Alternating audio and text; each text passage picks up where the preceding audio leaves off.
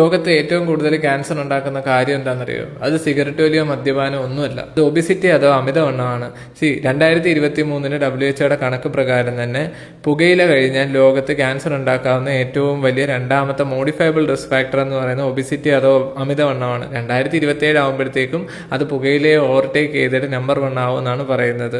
ഒന്നോ രണ്ടോ ടൈപ്പ് അല്ല, 13 ടൈപ്പ് ക്യാൻസറുകൾക്കാണ് ഒബിസിറ്റി അഥവാ അമിതവണ്ണം കാരണമാകുന്നത്. ഇതിൽ ഏറ്റവും വേദനിപ്പിക്കുന്ന, ഏറ്റവും ഭയപ്പെടുത്തുന്ന കാര്യം എന്താണെന്ന് വെച്ചാൽ, ബിലോ ദി ഏജ് ഓഫ് 30 വയസ്സിന് താഴെ ഉണ്ടാകുന്ന ക്യാൻസർ കേസസിൽ 54% ഒബിസിറ്റി അഥവാ ഓവർ വെയ്റ്റുമായിട്ട് ലിങ്ക്ഡ് ആയിട്ടാണുള്ളത്. സോ എന്താണ് ഒബിസിറ്റി? ഒബിസിറ്റി എന്ന് പറഞ്ഞാൽ നിങ്ങളുടെ ബോഡി മാസ് ഇൻഡെക്സ് അഥവാ BMI 30 അതിന് മുകളിലേക്ക് നിൽക്കുന്നതിനാണ് നമ്മൾ ഒബിസിറ്റി എന്ന് പറയുന്നത്. 40 മുകളിലേക്ക് പോകുമ്പോൾ സിവിയർ ഒബിസിറ്റി എന്ന് പറയും. ആ ഒബിസിറ്റി കാരണം ലോകത്ത് 13 ടൈപ്പ് ക്യാൻസറുകൾക്കുള്ള റിസ്ക് കൂടുമെന്നാണ് പറയുന്നത്. അതിൽ ഏറ്റവും പ്രധാനം സ്ത്രീകളുടെ ബ്രസ്റ്റ് ക്യാൻസറും എൻഡോമെട്രിയൽ ക്യാൻസറുമാണ്.